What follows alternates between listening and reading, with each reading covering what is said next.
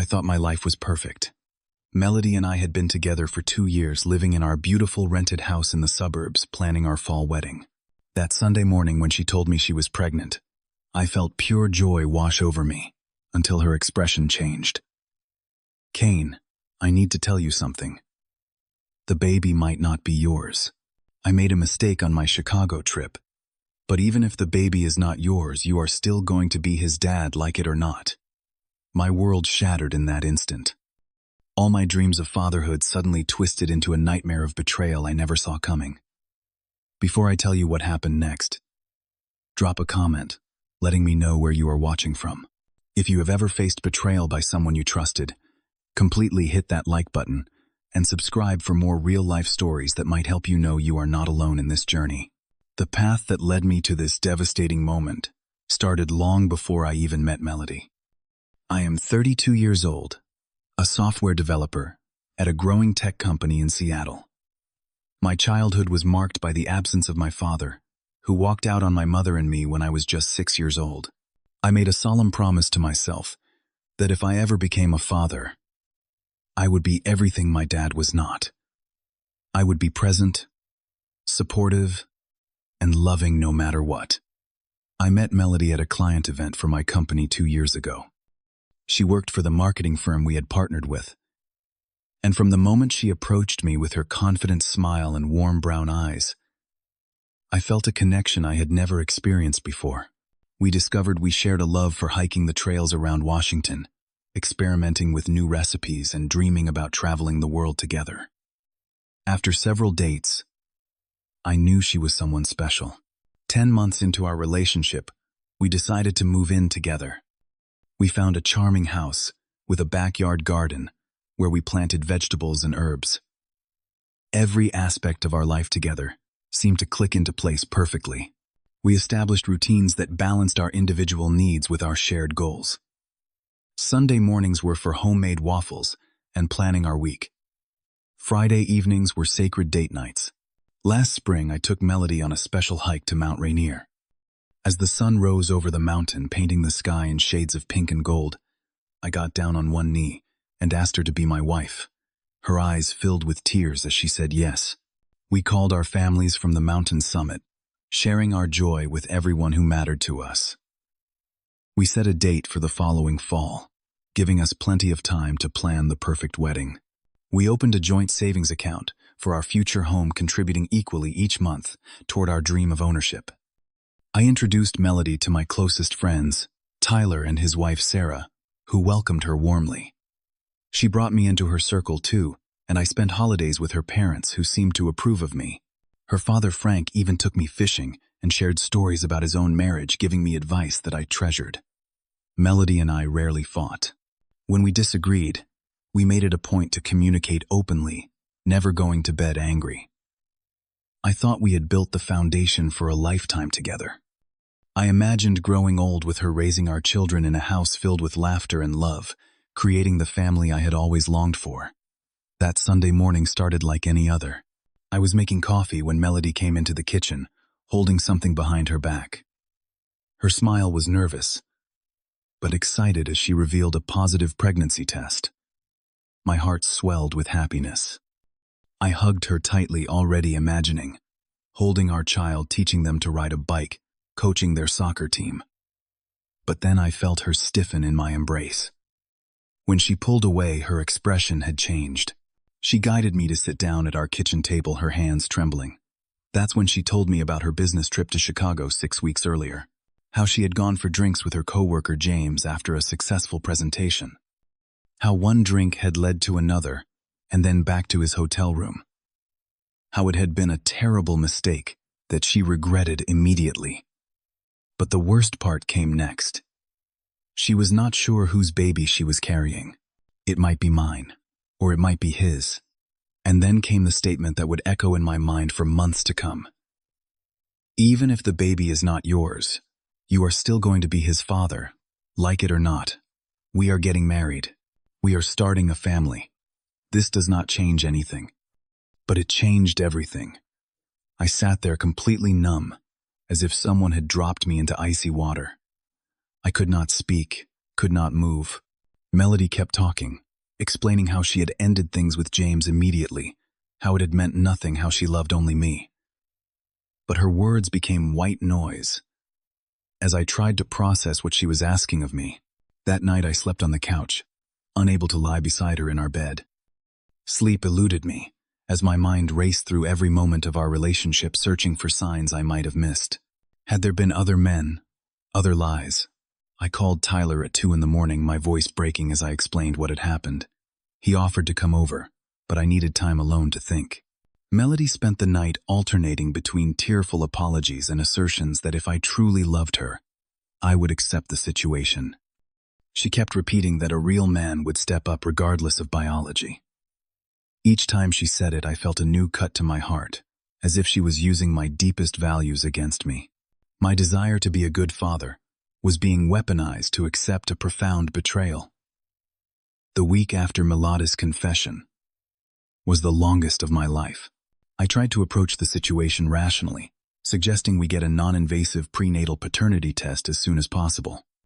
The technology existed to determine paternity safely during pregnancy. But Melody refused, saying it would be too stressful for the baby. She accused me of not trusting her word that the affair had been a one-time mistake. I discovered how untrue that was when I glimpsed a notification on her phone while she was in the shower. It was a message from James asking about the baby. When Melody was out running errands, my curiosity and fear got the better of me. I looked at her phone and found an ongoing conversation between them spanning months, not just the one night she had admitted to. There were intimate messages exchanged both before and after the Chicago trip.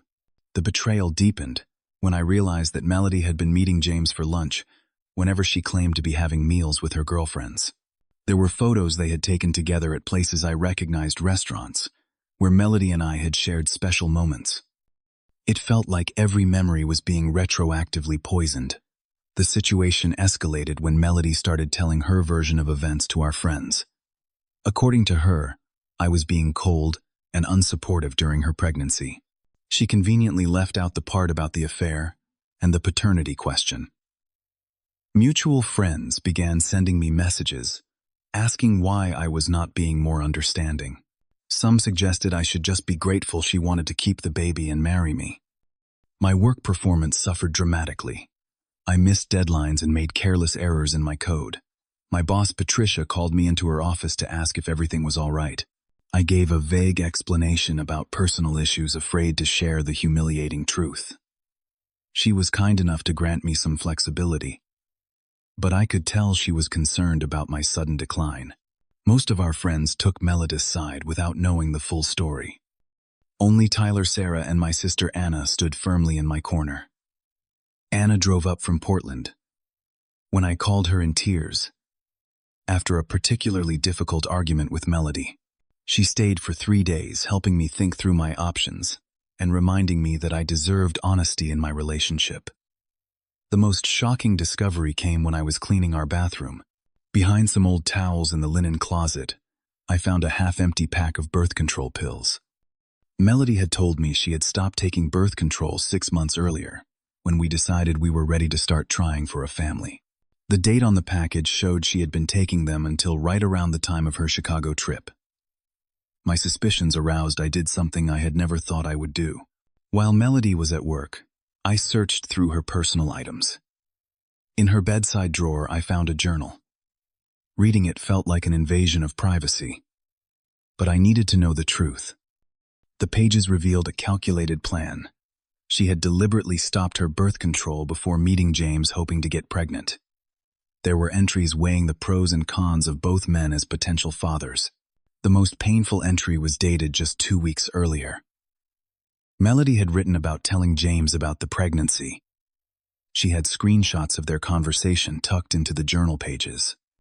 In them, she told James he could be involved in the baby's life, while simultaneously telling me she had cut all contact with him. The final blow came when I overheard Melody on the phone with her friend Lisa in our garden. She did not know I had come home early from work. "I have not decided yet," she was saying. "Kane is stable and dependable, but James makes a lot more money. I need to figure out who will provide better for me and the baby before I make my final choice." After hearing Melody's phone conversation, I reached out to James directly. We agreed to meet at a coffee shop across town, away from anyone who might know either of us. I expected to hate this man. But when he walked in looking as devastated as I felt, I realized he might be as much a victim of manipulation as I was. Over bitter coffee that neither of us really drank, we compared stories. James had been led to believe that Melody and I were on a break when their affair started. He showed me messages where she had explicitly told him she was leaving me. He had been promised that he would have full involvement in the baby's life. Melody had even suggested they look at apartments together. James pulled up emails on his phone, showing that Melody had been researching expensive preschools in his neighborhood. She had created a whole future with him that directly contradicted the one she was planning with me. But the most gutting revelation came when he showed me a conversation from just 3 days earlier where Melody had told him she was leaning toward choosing him because his financial prospects were better than mine. I sat in my car afterward, gripping the steering wheel so tightly my knuckles turned white. My vision blurred with tears of rage and humiliation. All the future plans, all the promises, all the trust I had placed in this relationship had been a calculated farce. I was nothing more than a backup option, a safety net, if her preferred choice fell through. When I finally returned home that evening, I found Melody packing my clothes into suitcases. She looked up with cold detachment when I entered our bedroom. "I have made my decision," she announced, without preamble. "James earns nearly twice what you do. He just got promoted to regional director. It makes more sense for me and the baby to be with him." Her words hit me like physical blows. "You were never really father material anyway," she continued, twisting the knife deeper. "Always working late, barely making enough to cover our rent. James can provide the kind of life I deserve." She expected me to continue paying for the wedding venue we had booked, claiming I owed her that much for wasting her time. When I refused, she pulled the engagement ring from her finger and threw it at me. It bounced off my chest and rolled under the dresser, a pathetic symbol of our shattered relationship. My worst childhood fears were materializing before my eyes. I was being abandoned, deemed unworthy just as my father had done to me.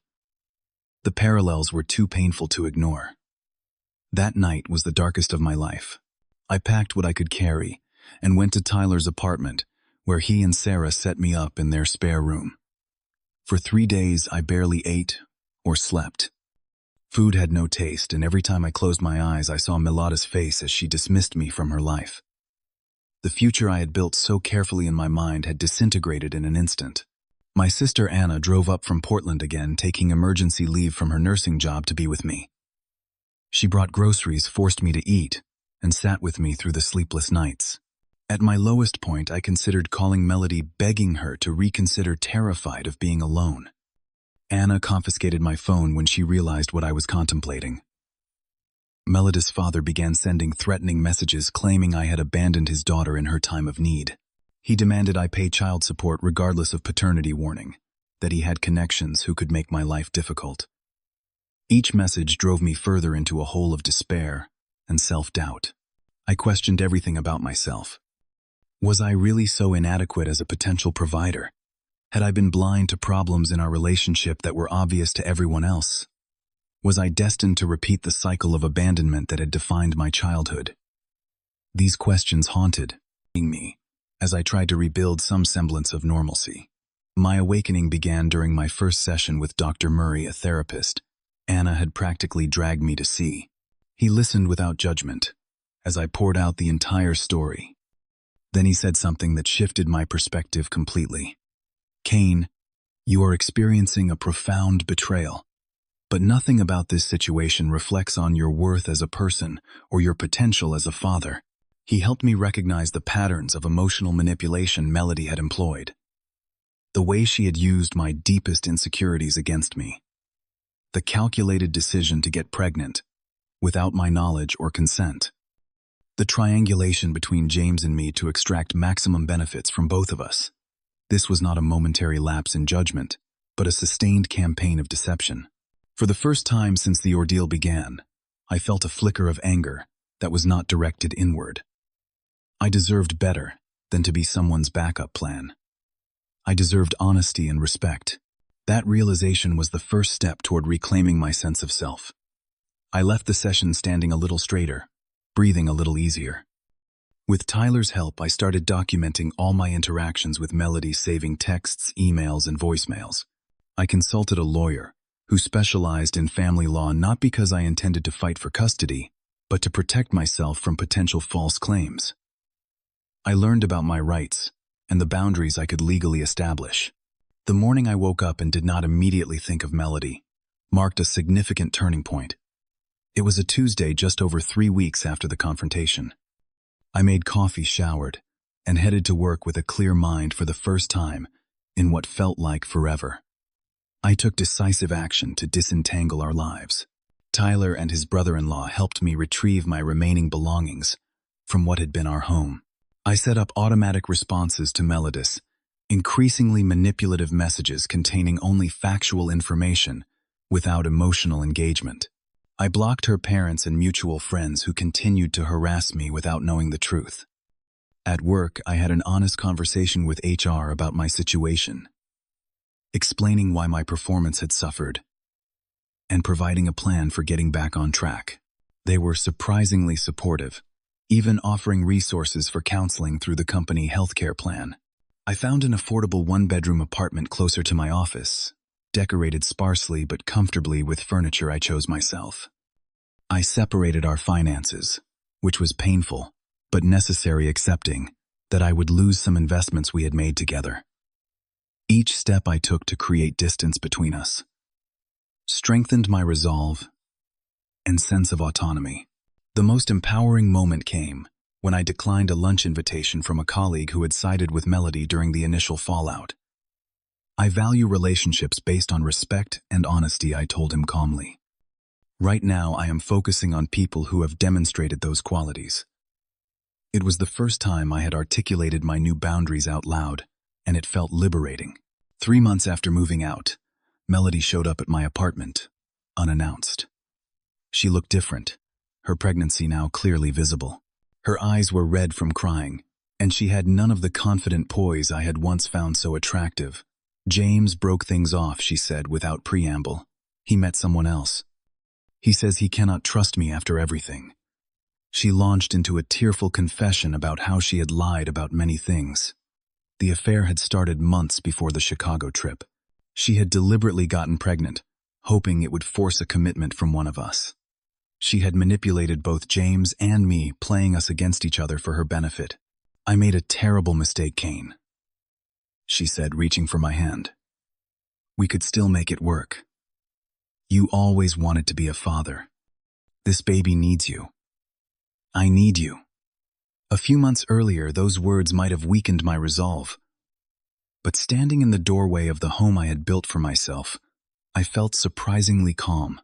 Melody, I wish you and your baby well. I said, my voice steady. But I deserve someone who respects me enough to be honest. What you did was not a mistake. It was a series of deliberate choices that showed me exactly how little you valued our relationship. Her face crumpled, but for once I did not feel responsible for her emotions. I did not invite her in. I did not comfort her. I simply wished her a safe pregnancy and closed the door. In that moment, I knew I was truly free of her manipulation. The weight that had been crushing me for months finally lifted. 8 months after that devastating Sunday morning in our kitchen, my life had transformed in ways I never anticipated. I received a promotion at work after successfully leading a challenging project. My new apartment, though smaller than the house I had shared with Melody, had become a peaceful sanctuary. I had rebuilt friendships with people who stood by me during the crisis and formed new connections through a hiking group I joined. Tyler and Sarah remained my closest friends, including me in family dinners and holidays, so I never felt alone. Through mutual acquaintances, I heard that Melody had given birth to a boy. The baby was confirmed to be James's through a paternity test the hospital conducted. I experienced a complex mix of emotions at the news. Relief, certainly. A twinge of sadness for what might have been. But mostly I felt gratitude that I had escaped a lifetime of manipulation and lies. My weekend hiking trips became a form of meditation. The physical exertion and natural beauty, helping to clear my mind and heal my spirit. On one such hike, I met Abigail, a friend of Tyler's sister who had recently moved to Seattle. Our conversation flowed easily as we climbed, and for the first time in a long time, I felt a genuine connection with someone new. My weekly therapy sessions with Dr. Murray provided crucial tools for processing the betrayal and rebuilding trust in my own judgment. We worked through my childhood abandonment issues, helping me understand how they had made me vulnerable to Melody's manipulation. I reconnected with my mother, having deeper conversations about my father's departure than we had ever shared before. She helped me see that his choices reflected his own limitations, not my worth as a son or as a person. Through a community center, I found a support group for people recovering from betrayal in relationships. Hearing others' stories made me feel less alone, and as I healed, I was able to offer insights that helped newer members. One of the most unexpected sources of joy came from volunteering to lead a small coding workshop for underprivileged kids at a local community center. Showing young people how to create something from nothing, watching their faces light up with accomplishment, filled a space in my heart I had feared would remain empty. The satisfaction of becoming a mentor to these children gave me a sense of purpose I had not anticipated. I might not be a father in the traditional sense, but I was making a positive difference in young lives. That realization was profoundly healing. Most importantly, I reestablished trust in my own perceptions and judgments. I learned to recognize red flags I had previously ignored.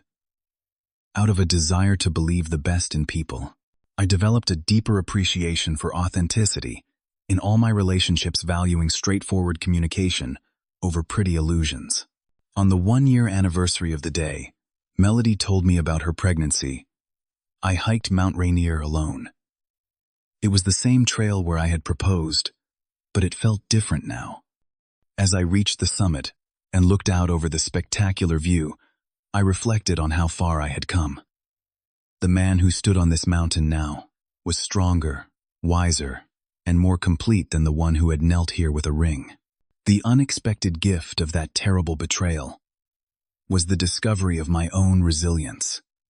I had faced my deepest fear, abandonment, and survived. Not only survived, but emerged more whole than before. I understood now that relationships built on manipulation and deceit will always collapse, but those founded on respect and honesty have the strength to endure life's challenges.